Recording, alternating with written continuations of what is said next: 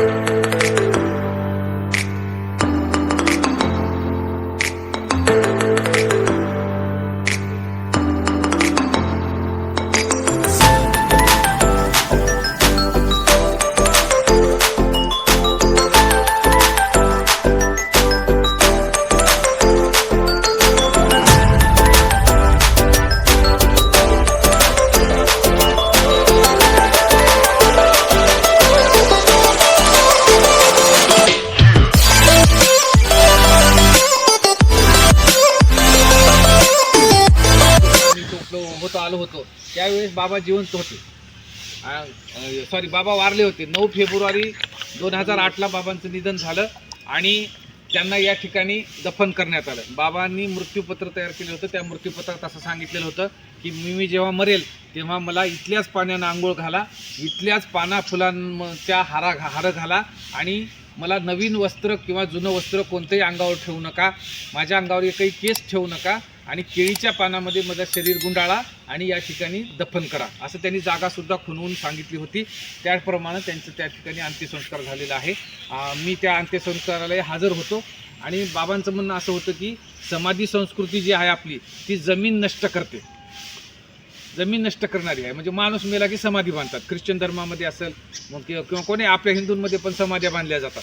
तर समाधी बांधल्यामुळे तेवढी जमीन वाया जाते. तर बाबांचं म्हणणं असं होतं की मला जिथं दफन करणार तिथं समाधी वगैरे काय बांधू नका कसल्याच प्रकारचं, आणि कसली खून सुद्धा ठेवू नका असं त्यांनी मृत्यूपत्रात लिहिलं होतं.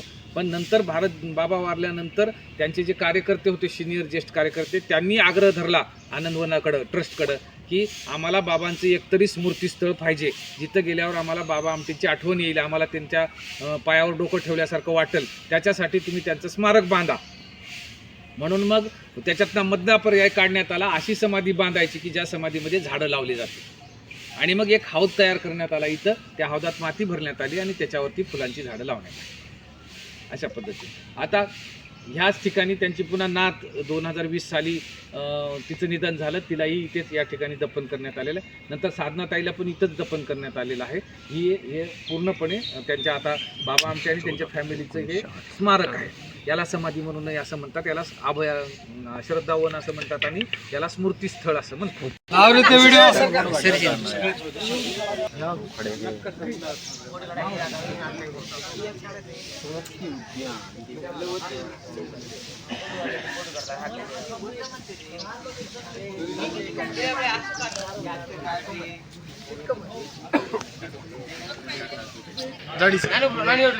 एकोणीसशे 80 साली आनंदवनचं काम स्थिर झाल्यावर बाबा आमटेंनी असं ठरवलं की आपल्या देशामध्ये जातीचे धर्माचे भांडणं लई वाढलेत.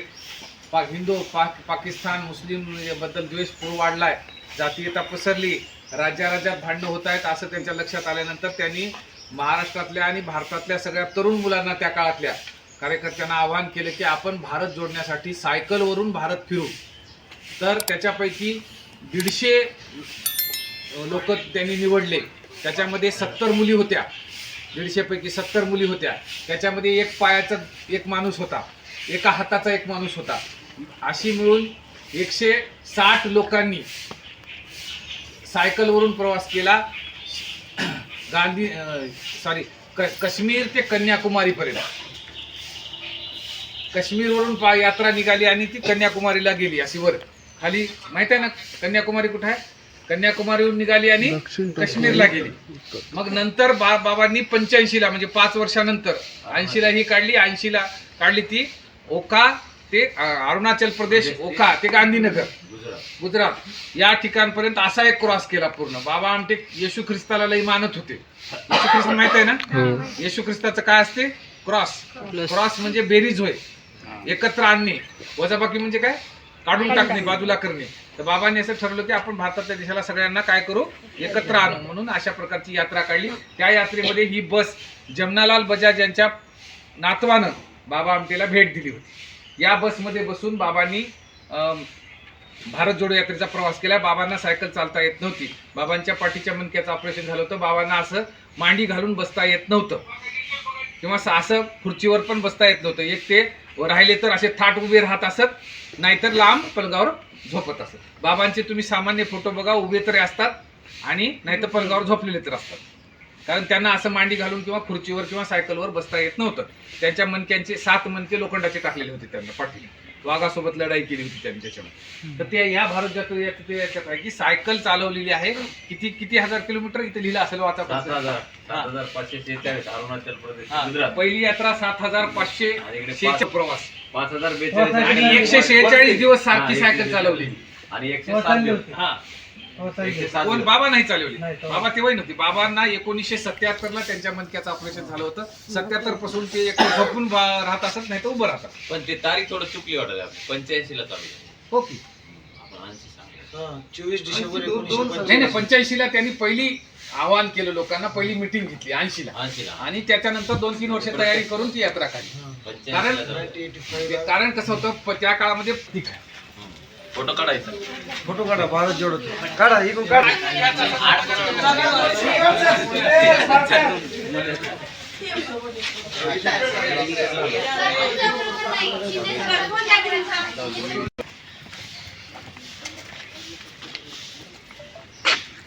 त्यांनी 2 समाधी बांधलेल्या आहेत. एक समाधी आहे 1979ला बांधलेली आणि दुसरी समाधी आहे 2002ला बांधलेली. या समाध्या माणसांच्या नाहीत. एक समाधी जी आहे 79ला बांधलेली ही झाडाची समाधी आहे, वृक्षाची. बाबा आमटेंनी जेव्हा आनंदवनात पाय ठेवला इथल्या जंगलामध्ये, त्यांना इथं जेव्हा पहिली झोपडी बांधायची वेळ आली तेव्हा त्यांना तिथली जागेवर होते ते झाडं तोडावं लागले. तिथून पुढं आनंदवनचा जसजसा विस्तार होत गेला तसतसं त्यांना अनेक झाडांच्या कत्तली करावं लागल्या, झाडं तोडून टाकावं लागले. त्याच्यामुळे बाबांना असं वाटत होतं की आपण झाडांचे गुन्हेगार आहोत. आपण त्यांच्या गावात येऊन घर बांधलं आणि त्यांचे खून केले, त्यांच्या कत्तली केल्या. त्यामुळे बाबांना ती गिल्ट होती. तर बाबांना असं वाटत होतं की आपण या झाडांबद्दल कृतज्ञ राहिलं पाहिजे. आणि एक झाड तोडलं तर 5 झाडं लावायचं अशी त्यांनी त्या शपथ घेतली आणि त्या सगळ्या आनंदवनातल्या तोडलेल्या झाडांची आठवण म्हणून त्यांनी ही समाधी बांधली. त्याला नाव दिलंय अनाम वृक्षाची स्मरणशिला. किती वृक्ष तोडले, त्या वृक्ष कोण्या फळाचे झाडाचे नावं होती हे माहीत नाही. हजारो झाडं तोडले म्हणून त्याला अनाम वृक्ष, कोणत्या एका झाडाची समाधी ती नव्हं. आणि दुसरी गोष्ट, 2002ला आपल्या बीड जिल्ह्यामध्ये स्त्री भ्रूण हत्या झाल्या. एका डॉक्टरने 800 मुली मारल्या गर्भात. बीड जिल्ह्यातली घटना होय. त्या डॉक्टरला फाशी शिक्षा झाली. बाबा आमटे ही जेव्हा घटना कळली तेव्हा त्या गेले तिथे बीडमध्ये गेले. ज्यांनी मुलीला मारलं होतं त्यांच्या घरी जाऊन त्यांना समज देण्याचा प्रयत्न केला, भेटले. आणि तिथून आल्यानंतर बाबांना वाईट वाटू लागलं खूप की एवढ्या मोठ्या प्रमाणामध्ये माझ्या महाराष्ट्रामध्ये मुली मारल्या जातात, हे बरोबर नाही. म्हणून त्यांनी काय केलं की त्या सगळ्या मेलेल्या बीडमधल्या मुली गर्भामध्ये मारून टाकल्या होत्या, त्या मुलींच्या नावाने इथं समाधी बांधली. आणि इथं आणणाऱ्या प्रत्येक पाहुण्याला बाबा सांगायचे की मुलींना मारू नका म्हणून. त्याच्यासाठी ही अनाम कळ्यांची स्मरणशिला. कळ्या म्हणजे मुली ज्या की अजून पोटातून बाहेरच आल्या नव्हत्या. तर अशा पद्धतीने बाबा